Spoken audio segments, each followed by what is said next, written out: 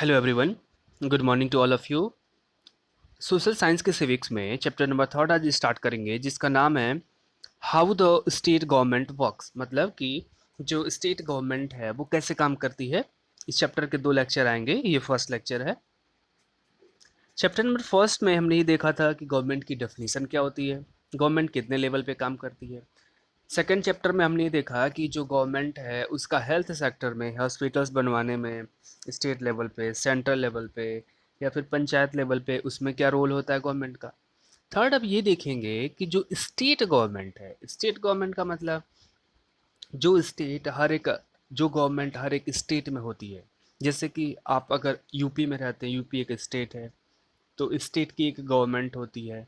वैसे ही एमपी मध्य प्रदेश एक स्टेट है, उसकी एक अलग गवर्नमेंट होगी। तो ऐसे गवर्नमेंट्स को क्या बोलेंगे, ऐसी गवर्नमेंट अथॉरिटी जिसको जिसको इसलिए ही नियुक्त किया गया है, अपॉइंट किया गया है कि वो अपने स्टेट के डेवलपमेंट के लिए, स्टेट में रहने वाले लोगों के डेवलपमेंट के लिए, उनके वेलफेयर के लिए स्कीम्स लाए, नियम कानून बनाए। ठीक है ना, उनको बोलते हैं स्टेट गवर्नमेंट। तो इस चैप्टर में डिटेल्स में पढ़ेंगे कि स्टेट गवर्नमेंट्स को आखिर इलेक्ट कैसे किया जाता है, क्योंकि हम एक डेमोक्रेटिक कंट्री में रहते हैं। इंडिया में टोटल अभी 28 स्टेट्स हैं और 9 यूनियन टेरिटरी हैं, आपको पता होगा। तो 28 स्टेट्स में अलग अलग स्टेट गवर्नमेंट्स है, और यूनियन जो टेरिटरी होते हैं उसमें भी गवर्नमेंट होती है, बट उनको हम एज अ उनको गवर्नर बोलते हैं। वो प्रेसिडेंट के द्वारा जो है नियुक्त होते हैं। ठीक है ना, नियुक्त होने के बाद में उनको जो है यूटीज में भेजा जाता है। वहाँ पे चीफ मिनिस्टर्स नहीं होते हैं। ठीक है। तो जो गवर्नमेंट होती है किसी भी कंट्री में, हमारे कंट्री में वो कितने लेवल पे काम करती है, 3 लेवल पे। फर्स्ट नेशनल लेवल पे, जो नेशनल लेवल पे गवर्नमेंट होती है उनको क्या बोलते हैं, prime minister. Second, state level पे गवर्नमेंट होती है उसको क्या बोलते हैं, chief minister. And third, local level पे जो गवर्नमेंट होती है, तो अगर गांव में गवर्नमेंट होगी उनको क्या बोलते हैं, ग्राम प्रधान बोलते हैं। आप अगर शहर में होते हैं तो उनको क्या बोलते हैं, हिंदी में नगर पालिका अध्यक्ष बोलते हैं, या म्यूनिसिपैलिटी कारपोरेशन बोलते हैं। तो ये 3 लेवल की जो गवर्नमेंट है अपने इंडिया में काम करती है। तो ये जो गवर्नमेंट काम करती है किसकी बात कर रहे हैं, स्टेट लेवल की। अब देखिए, कोई भी एक स्टेट ले लीजिए, तो स्टेट पे क्या होता है कि स्टेट, मान लिया कि ये यूपी स्टेट है। मैं आपको समझाता हूँ, 1 मिनट।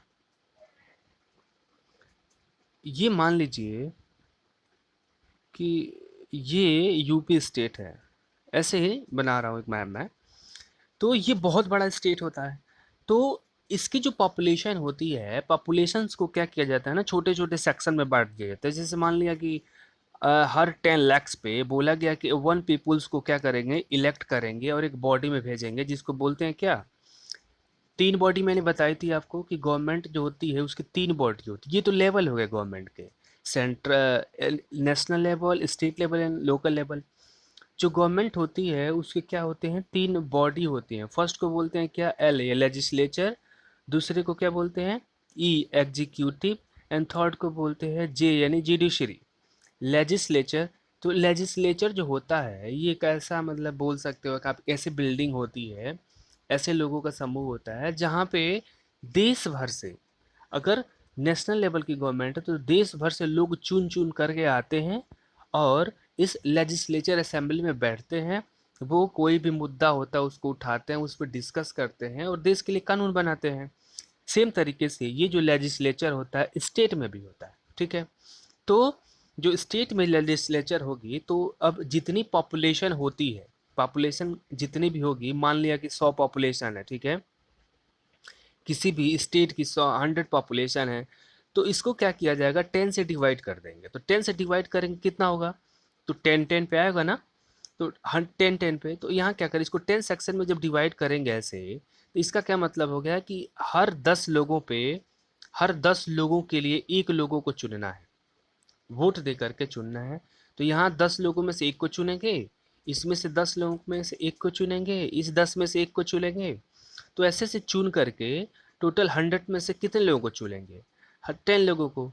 तो जो ये 10 लोग चुन करके ये जाएंगे यहाँ पे, कहाँ पे, लेजिस्लेचर असेंबली में जाएंगे। क्या इसमें जाएंगे, इसको बोलते हैं लेजिस्लेचर असेंबली। तो ये जो लोग चुन करके जाएंगे इनको बोलते हैं MLA। MLA का मतलब मेंबर ऑफ लेजिस्लेचर असेंबली। समझ गए? मेंबर ऑफ लेजिस्लेचर असेंबली मतलब कि कोई भी स्टेट है, कोई भी क्षेत्र है, उसको छोटे छोटे भागों में बांट दिया। छोटे छोटे भागों में बांट दिया तो उसमें पॉपुलेशंस के आधार पे, पॉपुलेशन जनसंख्या कितने लोग हैं वहाँ पे, उसके आधार पे एक जने को चुन लिया गया। तो जिसको चुना, उनको चुना गया, अब वहाँ पे उनके लिए वोट हो गए, वो जीत जाएंगे।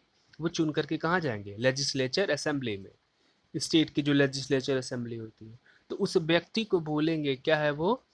एमएलए है। जीत जाएंगे तब की बात है। ठीक है? ये जो छोटा छोटा सेक्शंस बांटा गया है, इसको क्या बोलेंगे? इसका भी कुछ नाम होगा। तो ये जो छोटा छोटा हम सेक्शन बांटे हैं, इसको हम बोलते हैं कंस्टिट्यूएंट। क्या बोलेंगे इसको? कंस्टिट्यूएंट। हिंदी में बोलते हैं विधानसभा क्षेत्र, और इंग्लिश में बोलेंगे कंस्टिट्यूएंट बोलेंगे, या लेजिस्लेटिव कंस्टिट्यूएंट बोलते हैं, या असेंबली कंस्टिट्यूएंट बोलते हैं। समझ में आया? तो ये प्रोसेस होता है एमएलएच को चुनने का। ठीक है? अब डिपेंड करता है कि स्टेट की किसी भी स्टेट की पॉपुलेशन कितनी है। जैसे यूपी की जो पॉपुलेशन है 22 करोड़ है। तो 22 करोड़ में अब 10, नॉर्मली क्या होता है इंडिया में, स्टेट की असेंबली के लिए हर 10 लाख पे 1 पीपल्स को इलेक्ट किया जाता है। ठीक है? तो एमएलए को चुनने की विधि क्या है और किसको बोलते हैं एमएलए? एमएलए को मैंने बता दिया क्या होता है। तो हर एक जो इंडिया में स्टेट है, हर एक इंडिया में स्टेट है, कितने स्टेट है? 28। तो हर एक इंडिया में स्टेट के पास है एक लेजिस्लेटिव असेंबली। मैंने बताया लेजिस्लेटिव असेंबली क्या होती है, जिसमें इलेक्टेड पीपल लोग जाते हैं, इस लेजिस्लेटिव असेंबली में बैठते हैं और डिस्कस करते हैं कि अपने स्टेट के लिए कौन सा कानून बेहतर रहेगा, उसको बनाया जाए। और इस लेजिस्लेटिव असेंबली में जो व्यक्ति जाते हैं उनको क्या बोलते हैं? एमएलए। एमएलए का मतलब member of legislative assembly who represents the people. ये क्या करते हैं? उन लोगों को रिप्रेजेंट करते हैं। किन लोगों को? छोटे छोटे जो सेक्शंस बनाए गए थे स्टेट के, छोटे छोटे, उसमें से 10 लाख लोगों को वो रिप्रेजेंट कर रहे हैं कि देखिए 10 लाख लोग हमारे पीछे हैं, 10 लाख लोगों ने मुझे चुन करके आपके वहाँ भेजा है। तो इसीलिए उनको क्या बोलते हैं? रिप्रेजेंट्स बोलते हैं, रिप्रेजेंटेटिव बोलते हैं। द एमएलए, जो एमएलए है किसके द्वारा इलेक्ट किए जाते हैं? लोगों के द्वारा जा रहा है। दे फॉर्म द गवर्नमेंट, और वही क्या करते हैं? गवर्नमेंट का निर्माण करते हैं। गवर्नमेंट तो बोलेंगे, जो व्यक्ति डिसीजन ले रहा है गवर्नमेंट में बैठ करके, उन्हीं को अथॉरिटी दी गई। तो अथॉरिटी दी किसको जा रही है? एमएलए को दी जा रही है। ठीक है? तो अगर यूपी की बात करें, यूपी में 403 जो है एमएलए चुन के जाते हैं। जितनी पॉपुलेशन है उसके हिसाब से 403 जो एमएलए चुन के जाते हैं। ये एमएलए होते हैं जो किस में बैठेंगे जा करके? लेजिस्लेचर असेंबली में।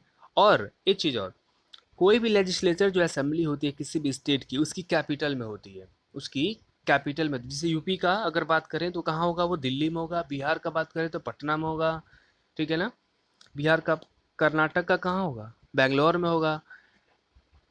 तमिलनाडु का चेन्नई में होगा। तो ऐसे जो है जिसकी जो लेजिस्लेचर असेंबली होती है वो कहाँ पे मिलेगी आपको? उसके स्टेट के कैपिटल में मिलती है। और जो व्यक्ति चुन के चुनाव लड़ के जा रहे हैं, चुनाव जीते, वो चुनाव जीत के जाएंगे, उनको हिंदी में आप विधायक बोलेंगे और इंग्लिश में क्या बोलते हैं? एमएलए बोलते हैं। ये स्टेट के लिए काम करते हैं। ठीक है? जो भी एमएलए चुने जाते हैं, इलेक्टेड फॉर वन एरिया, एक एरिया के लिए एक एमएलए चुने जाएंगे। और इस एरिया को बोलेंगे क्या है? कि उसका कंस्टिट्यूएंसी। अभी मैंने बताया ना कि ये मान लिया कि स्टेट था। ठीक है? ये स्टेट नहीं है, मान लो कि मैं, ये बिहार है, मैं बिहार बना दे रहा हूँ, ये बिहार का मैप है। ठीक है? तो बिहार को मैप ऐसे छोटे छोटे सेक्शन में बांट दिया गया। तो इस सेक्शन से एक एमएलए गए, इस सेक्शन से दूसरे एमएलए, से तीसरे एमएलए, से चौथे एमएलए। तो इस एरिया को क्या बोलेंगे? कंस्टिट्यूएंसी। इस भी एरिया को क्या बोलेंगे? कंस्टिट्यूएंसी। इस भी एरिया को बोलेंगे क्या? कंस्टिट्यूएंसी बोलेंगे। तो अब ये बोलेंगे कि अगर यहाँ वाले जो एमएलए गए हैं तो हम बोलेंगे कि इस एमएलए का ये कंस्टिट्यूएंसी। मान लिया कि यहाँ के एमएलए का नाम था किशोर सिंह, तो हम बोलेंगे कि किशोर सिंह का जो कॉन्स्टिट्यूंस असेंबली है वो फर्स्ट है।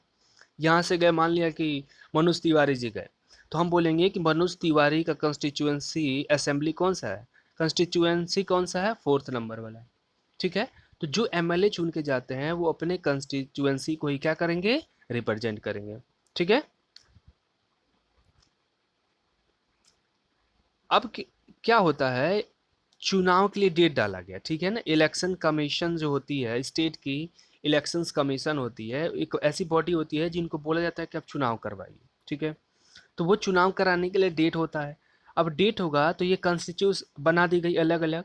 अब हर एक कॉन्स्टिट्यूंस से, जैसे राजनीतिक पार्टियां होती है, पॉलिटिकल पार्टी, वो क्या करती हैं कि अपने उनके जो नेता होते हैं उनको क्या देती है, टिकट्स देती हैं कि आप मेरे टिकट पे, मेरे पॉलिटिकल पार्टी के नाम पे क्या करिए, आप चुनाव लड़िए। तो वो political party Bahujan Samaj party, Bhajpa हो सकती है, कांग्रेस हो सकती है, समाजवादी पार्टी हो सकती है, या फिर आपका आम आदमी पार्टी हो सकती है। तो एग्जाम्पल के लिए मैं आपको बता रहा हूँ। तो अब मान लिया कि कॉन्स्टिट्यूंट असेंबली था फर्स्ट, सेकेंड, थर्ड। तो फर्स्ट पे चार पार्टी के चार लोग चुनाव लड़ रहे हैं, ठीक है। तो चार, कोई जीतेगा तो एक ही ना चुनाव, लोग तो सारे लोगों को वोट देंगे। अब जो सबसे ज़्यादा वोट पाएंगे वो जीत जाएंगे, तो हम कहेंगे कि कंस्टिट्यूएंसी फर्स्ट से ये व्यक्ति जो है जीत गए। चार लोग चुनाव लड़े थे, ये ज़्यादा, इनको सबसे ज़्यादा वोट मिला, ये जीत गए। दूसरी कंस्टिट्यूएंसी से भी कोई जीतेगा, तीसरे से भी कोई जीतेगा, जीतेगा तो कोई एक, चुनाव तो 10-12 लोग जितने भी लड़ना चाहे लड़ सकते हैं, अलग अलग पार्टी के। तो वैसे ही पूरे पूरे के पूरे किसने, स्टेट से। अब जैसे यूपी का मैं एग्जांपल ले रहा था, 403 लोग होते हैं, विधायक लोग चुन के जाएंगे। तो अब ये देखा जाएगा कि कौन से पॉलिटिकल पार्टी के विधायक यानी एमएलए ज़्यादा जीते हैं।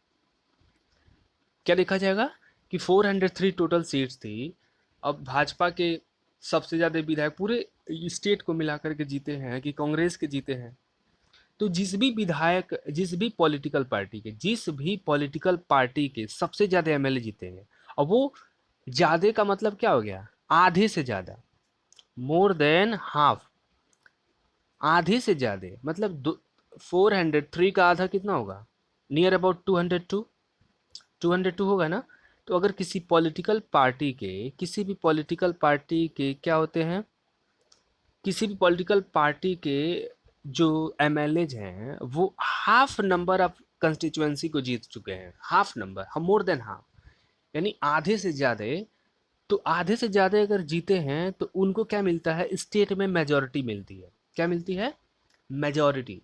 मेजॉरिटी का मतलब कि आधे से ज़्यादा उनको सीटें मिली हैं। और जिनको आधे से कम सीटें मिल गई, जैसे किसी को 10 मिल गई, किसी को 15 मिल गई, किसी को 199 ही मिल गई, वो आधे तो आधे भी नहीं मिल पाए, किसी को 200 तक मिल गई सीटें, तो उनको बोलेंगे कि वो पार्टी क्या कहलाती है, माइनॉरिटी है। उस पार्टी को क्या बोलेंगे, माइनॉरिटी। तो डेफिनेशन क्या है माइनॉरिटी पार्टी की, माइनॉरिटी का मतलब ऐसी पार्टी, पॉलिटिकल पार्टी जिसको आधे से कम सीटें मिली हैं, जितनी सीटें थी टोटल उससे से कम सीटें मिली हैं। और मेजॉरिटी पार्टी किसको बोलेंगे, जिसकी पार्टी को, जिस ऐसी पॉलिटिकल पार्टी जिसके एमएलए आधे से अधिक कंस्टिट्यूएंसी पे जीते हैं। तो 403 था एग्जाम्पल के लिए, तो इसका आधा कितना होगा, 202, 202 होगा ना। तो अगर 202, 203 अगर कोई पार्टी के एमएलए जीत जाते हैं तो हम बोलेंगे कि वो पार्टी क्या है, मेजॉरिटी पार्टी है। और जो मेजॉरिटी पार्टी है वही पार्टी क्या कहलाती है, रूलिंग पार्टी करती है, मतलब कि उस स्टेट में इसी पार्टी की सरकार बनेगी। तो जो पार्टी की सरकार बनेगी उसे क्या बोलेंगे, रूलिंग पार्टी। और इनके से जिनके जिस पार्टी के एमएलए थोड़े से कम जीते थे, आधे तक भी नहीं पहुंच पाए थे, उनको क्या बोलेंगे, अपोजिशन वाली पार्टी बोलेंगे। समझ गए। तो ये एमएलए, जितने एमएलए जीतेंगे, एमएलए तो टोटल कितने जीतेंगे, 403।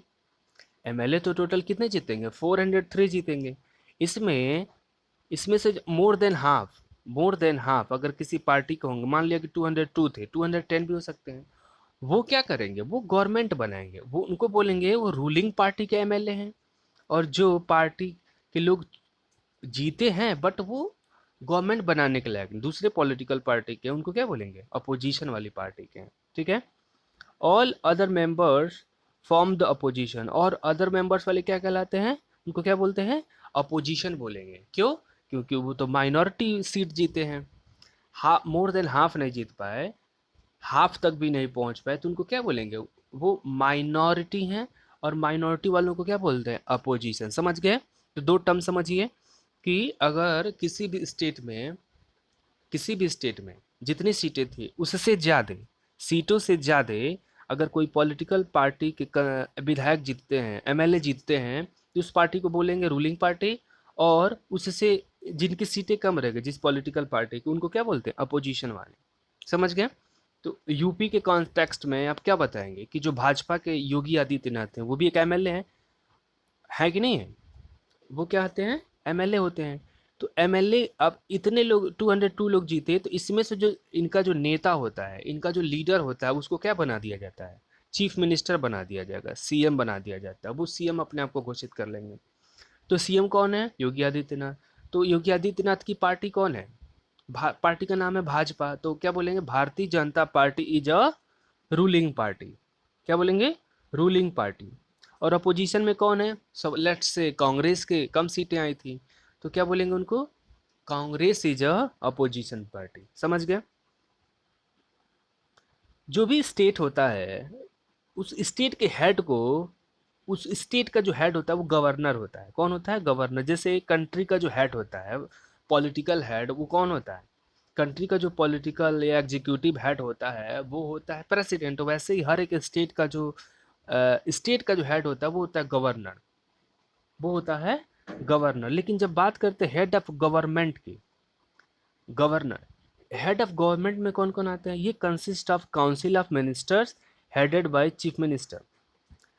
स्टेट के जो मालिक होते हैं, किसी भी राज्य के मालिक हैं, वो होते हैं गवर्नर। मतलब ये कि अगर कोई काम करना है स्टेट में, लेट से कहना है कि मान लिया कि नेशनल ये जो हाईवे है, नेशनल हाईवे 28 में मरम्मत करानी है, ठीक है? तो उसके लिए डॉक्यूमेंट प्रिपेयर हो गया कि इतने पैसे खर्च होंगे और यहाँ से यहाँ तक ये रोड बनेगी। या यूँ कहना कि आपके इलाके में एक हॉस्पिटल्स बनवानी है, कुछ स्कूल्स बनवाने हैं, इसके लिए इतना पैसे लगेंगे, ये लोग काम करेंगे, तो ये डॉक्यूमेंट बन गया।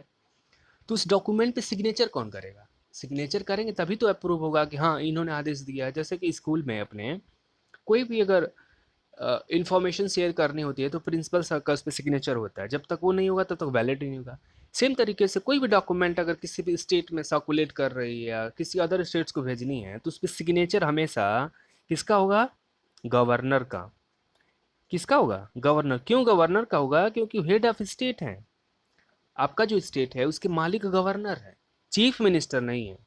चीफ मिनिस्टर का काम ये है कि वो डिसीजंस ले सकते हैं, ये करना है, बट उसको अप्रूव करने की अथॉरिटी किसके पास है? गवर्नर। सेम तरीके से नेशनल लेवल पे जाएंगे तो प्राइम मिनिस्टर्स के पास केवल इतनी ताकत है, वो क्या कर सकते हैं? डिसीजन ले सकते हैं। बट वो डिसीजंस लागू होंगे नहीं होंगे, उस पर सिग्नेचर किसका होगा? सिग्नेचर होता है किसका? उस पर सिग्नेचर होगा प्रेसिडेंट का। समझ गए? तो अगर आपसे कोई पूछता है कि हेड ऑफ द स्टेट कौन होगा, चीफ मिनिस्टर या गवर्नर, तो बोलेंगे गवर्नर होगा, हेड ऑफ स्टेट। लेकिन जब पूछा जाए कि हेड ऑफ गवर्नमेंट कौन है, गवर्नमेंट उसी बॉडी को बोलते हैं जो डिसीजंस लेते हैं। तो डिसीजन लेने का काम गवर्नर नहीं करते हैं, डिसीजन लेने का काम करते हैं चीफ मिनिस्टर। कौन करेंगे? Chief minister. तो अभी चीफ मिनिस्टर और ये इनके साथ में इनको सलाह देने के लिए, इनको एडवाइस देने के लिए कुछ लोग होते हैं, उसको बोलते हैं काउंसिल ऑफ मिनिस्टर। समझ गए? Council of ministers. तो ऐसे समझिए फिर से, यानी अगर किसके हेड की बात कर रहे हैं, किसके हेड की बात कर रहे हैं? कौन सा हेड? Head of government. तो इसमें कौन होते हैं? CM plus COM. सीओएम का मतलब होता है काउंसिल ऑफ मिनिस्टर्स। सीएम का मतलब चीफ मिनिस्टर। अब ये मिनिस्टर वर्ड कहाँ से आ गया? अभी तो हमने देखा कि एमएलए जीत के आए। अब सुनिए, इसमें होता क्या है कि एमएलए कितने जीते? 202। कितने जीते? लेट्स से 202 एमएलए जीते। तो ये जो एमएलए जीते, ये 202 एमएलए जीते, ये रूलिंग पार्टी वाले हैं। अपोजिशन वाले पार्टी भी क्या कहलाते? वो भी एमएलए। तो एमएलए नाम थोड़ा सा कॉमन नहीं लग रहा है?